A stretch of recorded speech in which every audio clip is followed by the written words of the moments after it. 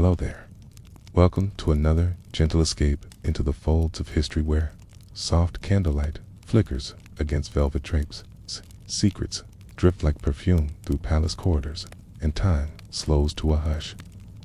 You're listening to The Sleepy Romantic, where we cradle the juiciest whispers of love, lies, and longing, and reweave them into calming tales for your rest. Okay, tonight we slip into the gilded shadows of a royal chamber, where luxury and loneliness share the same silk sheets. This is the tale of a queen, a woman of immense power and, yet, like many before, hurt, trapped in a life not entirely her own. To the world, she was dazzling, poised, and ever regal. Pup, behind the heavy doors of her private rooms, another life unfolded. A quieter one, tender, risky, and veiled in secrecy. It is here, in the hidden hours between dusk and dawn, that we find her, the queen with the double life. Tonight's journey is divided into 4 gentle chapters. First, we will drift into her childhood, a world of constraint and ritual, where little girls wore corsets and answered to kings.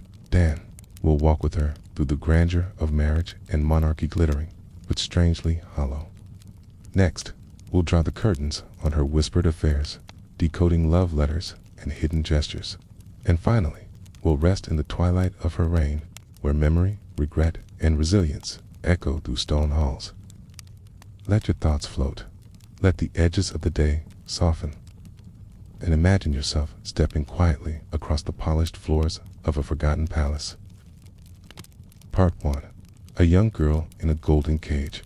She was not yet 10 when she first learned the weight of watching eyes. In the cold marble halls of her family's palace, lined with faded tapestries and the faint smell of lavender oil and candle wax, the young girl was reminded daily, gently, firmly, that she did not belong to herself. She belonged to her dynasty. She was a princess, after all. Imagine her teeny feet inside 2 stiff shoes, a back held unnaturally straight by a boned bodice, hair brushed and braided by hands that did not ask her opinion. Her world was one of polished silver spoons and heavily embroidered linens. She slept in a bed carved from cherry wood, draped in gauze, so fine it seemed spun from mist. And yet, beneath all the elegance was a child who longed to run barefoot across the dewy garden lawns at dawn. A child who giggled too loudly when no one was listening, who once tried to feed a pet rabbit with slices of candied pear stolen from a banquet table. But indulgence was not encouraged. Not for a girl who might one day wear a crown. Her mornings began with a bow to her father, then to her tutors, Latin, dancing, embroidery, the proper folding of a fan. Afternoons passed in echoing chambers, learning the language of power through silence. She learned to smile without showing teeth, to walk without creaking the floorboards, to answer questions with questions. Around her, the grown-ups whispered, "She's beautiful, but wild. She marry well perhaps, a prince of Austria or Spain. She must learn obedience before charm." And so she learned. Not just the art of statecraft, but the art of appearing still while her mind wandered. She grew used to the smell of rosewater, the clink of porcelain, the slow tick of the clock in the corridor. Her governess wore wool gloves even in spring, and corrected her posture with a firm hand on her spine. The library, a place of dust and delight, became her favorite escape. Books allowed her to imagine other lives, ones in which queens chose their kings or refused them altogether. Sometimes, in the blue hush of evening, she would slip onto her balcony, high above the palace gardens. Below, the world teemed with unknown soundsfootmen murmuring, the jangle of reins, distant laughter from the servants' quarters. Cloaked in the scent of jasmine and wood smoke, she would close her eyes, pretend she was invisible. Invisible. Free, of course, she wasn't. As she grew older, the expectations thickened like brocade. Suitors were disgusting ever with her, only about her. Her beauty was catalogued in letters to foreign courts. Flaxen hair, a pleasing mouth, slender fingers. She was praised for her modesty, her quietness, her skill at the harpsichord, not for her wit, or her curiosity, or her stubbornness, though it glowed quietly beneath the surface. On her 15th birthday, she was gifted a necklace of freshwater pearls and a miniature portrait of the man she would one day marry. She had never met him. It's destiny, they called it. She wore the pearls. She studied his painted face. And when she laid down that night, beneath her silken canopy, she whispered into the dark, "I hope he likes stories." She did not know then that her life would soon be split in two, the one seen by the world and the one she kept secret. But already the seeds were planted, the ache for freedom, the longing to be known, not just admired. And in the golden cage of her childhood, those longings quietly bloomed. Part 2. The crown in the lonely bed. The wedding, when it came, was dazzling, more spectacle than sentiment. She arrived in her future husband's kingdom beneath a silk canopy, her carriage creaking softly over cobblestones, swept clean for the occasion. Trumpets blared, bells rang from every steeple, and crowds spilled into the streets to catch a glimpse of the new queen-to-be. She was barely 17. Her hands, though steady, were clammy inside her gloves. Imagine it, a dress so heavy with embellishment it took 3 attendants to fasten it. A veil of gossamer lace, so fine it shimmered like fog. A stranger beside her at the altar, her new king, older by nearly a decade, smiling with careful courtesy. He bowed, she curtsied, vows were exchanged in Latin, and just like that, her girlhood ended. The palace she now called home was vast and intimidating, more fortress than fairy tale. The scent of old stone and centuries of polish filled its long corridors. Footsteps echoed. Servants bowed too deeply, and though her bed was large enough to fit 4 people, she lay at its center, feeling very small. Her husband was not cruel, but he was, in many ways, absent, obsessed with diplomacy, and flattered by the company of seasoned courtiers. He treated his bride more as a duty than a companion. Their conversations were polite, their meals shared in silence more often than not. At formal functions, he offered her his arm. In private, he offered little at all. She learned, quickly, that being queen was not the same as being powerful. Her days were scheduled with the precision of clockwork. Audiences, ceremonies, appearances. She nodded when expected, smiled with practiced warmth, and recited pleasantries like lines from a play. But behind the opulence, she was adrift. Her ladies in waiting, though friendly, reported every word she spoke to court advisors. The walls had ears, and her letters home were carefully read before they were sealed. Even the gardens, lush and labyrinthine, offered only the illusion of solitude. Every hedge pruned, every path watched. Still, she found small ways to reclaim herself. Each morning, while being laced into her corset, she would mentally recite poetry. Not the stiff verses taught by her tutors, but the secret ones lines of longing. Metaphors hidden like pressed flowers between the pages of books. She kept a journal, though she wrote in a coded hand no one else could decipher. In its pages, she allowed her true voice to unfold curious, critical yearning. Her relationship with the king remained cool and ceremonial. Nights were spent together only when necessary, and even then, under the scrutiny of tradition. The palace had its ways of ensuring heirs were produced, chaperoned rituals, recorded visits. It was less passion than protocol, and so the queen slept alone more often than not. The chamber was quiet, save for the ticking of the long case clock and the wind tapping at the leaded windows. She would lie there, watching moonlight puddle across the floor, and imagine the life she might have lived. What if she had chosen her own match? What if her worth wasn't measured by the smoothness of her brow, the neatness of her embroidery, the swelling of her womb? Sometimes she envied the chambermaids. They giggled, they flirted, They fell in love with stable boys and shared secrets in the kitchen over bowls of peeled apples. The queen had diamonds, but no confidants. Still, she fulfilled her role with grace. She hosted dignitaries. She christened ships. She offered kind words to orphans and ribboned alms to the poor. But inside, a quiet rebellion began to stir. Not the kind that shattered windows or defied kings. Hers was the rebellion of refusal, refusing to be merely symbolic, refusing to wither under gold leaf and etiquette.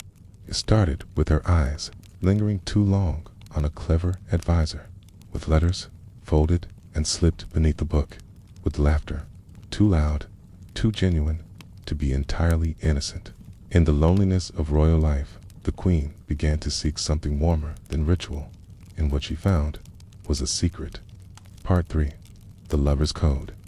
Secrets behind the curtain. If you passed her in the corridor, you might never have known.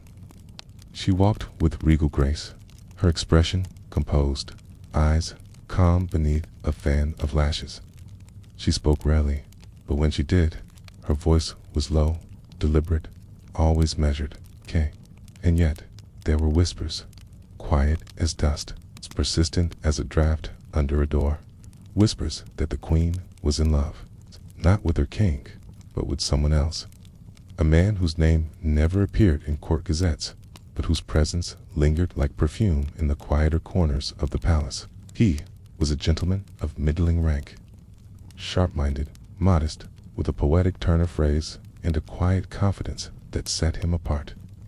Perhaps it began with conversation, a shared fondness for obscure books, a mutual understanding of the hollowness behind the glittering facade. No one recorded the exact moment it began. How could they? But those closest to the queen noted a change. She smiled more easily. Her steps seemed lighter, squamped. Her letters, though still written in the same delicate hand, took longer to compose. And on certain mornings, the flush of her cheeks seemed more than rouge. Their meetings were never blatant. They couldn't be. Not in a court where a glance could be a headline, and a misplaced phrase could travel faster than a hawk in flight. Instead, their language became one of coded glances, of folded notes hidden beneath silver trays. He would pass her in the hall and pause, just slightly, enough for their sleeves to brush. A word slipped into a toast, an echo of a poem they both knew by heart. Sometimes he would press a flower into a book's binding, then have the volume accidentally left in her sitting room. The queen, clever, careful, played her part with precision. Evening after evening, she presided over dinners and diplomacy. She smiled at her husband, praised foreign guests, complimented the violinist. But her thoughts floated elsewhere, to quiet alcoves, to rooms without witnesses, to the feeling of her hand inside his, unseen beneath the folds of her gown. And when she retired to her private chambers, she would read his letters. They were never explicit. That would be dangerous, but each was steeped in metaphor, poetry, shared references no courtier could decipher. One spoke of swans separated by frozen lakes, another of a fire kept burning beneath layers of ash. To the palace, they were nothing, innocent, vague. To her, they were oxygen. Of course, there were close calls. A lady-in-waiting lingered too long outside a door. A misplaced ribbon was found, one she had last seen wrapped around a secret gift. The king's advisors began to speculate, not openly, but in cautious tones behind closed doors.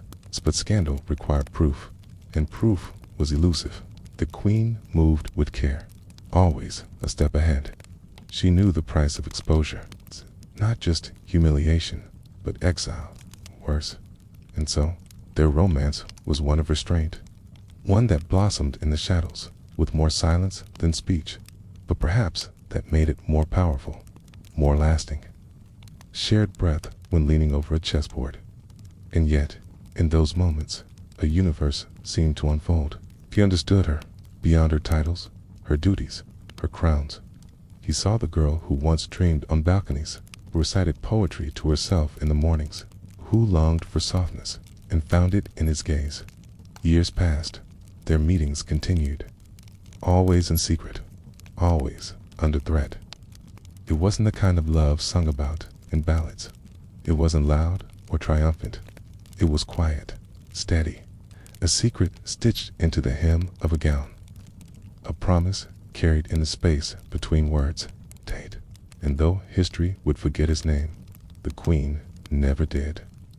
His letters, tied in ribbon, would remain hidden among her effects long after she was gone. A testament to a life lived twice, once in the eyes of the world, and once behind the curtain. Part 4. The Queen's Twilight.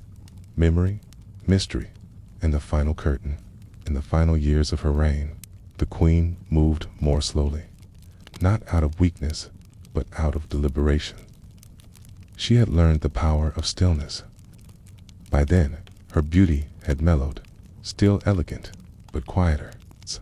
Time had softened the lines of her face, and her demands for attention had long since ceased. She had become, in the eyes of many, a symbol of dignity, of continuity, of quiet endurance. The affairs of state remained pressing. Of course, ministers came and went. Treaties were signed, enemies plotted, and allies preened. But the Queen, now in her 50s, seemed to observe it all from behind an invisible pane of glass. She had outlived her husband. The king had died suddenly, though not unexpectedly. A fever, or perhaps a failing heart. The cause was vague, but the reaction was clear. The court mourned. Black crepe hung from balcony rails. Bells tolled in halftime. The Queen wore mourning garments with unflinching grace, a black veil drawn across her face like the closing act of a performance. And yet, she wept only once, quietly, privately, not for the man she married, but for the life that might have been. In widowhood, she was freer than she had ever been. Days grew quieter. She spent more time in her private apartments, among oil paintings and faded tapestries, books worn soft from use. Her beloved greyhounds lounged on velvet cushions. She walked in the gardens before sunrise, her cloak whispering against dew-soaked grass. The scent of lemon trees lingered in her fingers. Her secret companion, her once hidden love, had passed on a few years prior. His death had not made headlines. He was not important enough for that. But in her chambers, a single candle burned beside his miniature portrait every evening. It is said that she reread his letters often, the ink now faded, the paper delicate with age. Each word, a breath of a younger time. She never remarried. And the courtiers, perhaps out of respect or confusion, no longer whispered about her. She had become too familiar for scandal, too revered for speculation. But her double life had shaped her. Though she ruled with wisdom and diplomacy, she often made decisions rooted in subtle empathy, delaying harsh punishments, softening taxes in poorer regions, protecting young women at court from predatory matches. Her advisors attributed it to experience, but perhaps it came from understanding longing. She had lived two lives, one stitched in gold, the other in secret ink, and both had taught her how fragile happiness can be. As the years folded gently into decades, the Queen's world shrank. The bustling court grew quieter around her. New fashions took hold. Young royals rose with fresh ambitions. But she remained seated in her garden or at her writing desk, a soft presence at the edge of history. And then, one pale spring morning, the curtains of her chamber were drawn shut for the final time. She passed in her sleep, they said, without struggle, a gentle slipping away like the tide receding from shore. Among her effects, tucked in a carved wooden box, were the objects of a life fully lived: a faded lock of hair, a dried sprig of lavender, a ribbon the color of dusk, and every letter he had ever written. The official record of her life is still recited in ceremonies, inscribed on plaques and statues. But the truth, the tender, hidden truth, rests in the silences between those lines. She was a queen. She was also a woman, and once, long ago, in the hush of candlelight, she was simply herself, closing the past in gentle hands now. As you rest, allow the whispers of that royal bedchamber to fade into stillness. The velvet gowns, the secrets passed between pages, the soft hush of a candlelit love, all of it drifting like snow into the distance of time. Perhaps you too have lived two lives, one the world sees, and one that exists quietly in the corners of your thoughts, your longings, your dreams. Tonight, you needn't choose between them. Here, in the quiet of this moment, you are free to wander where you wish. May your dreams be laced with silk and starlight, and may the rhythm of their lives gently rock you to sleep. Good night.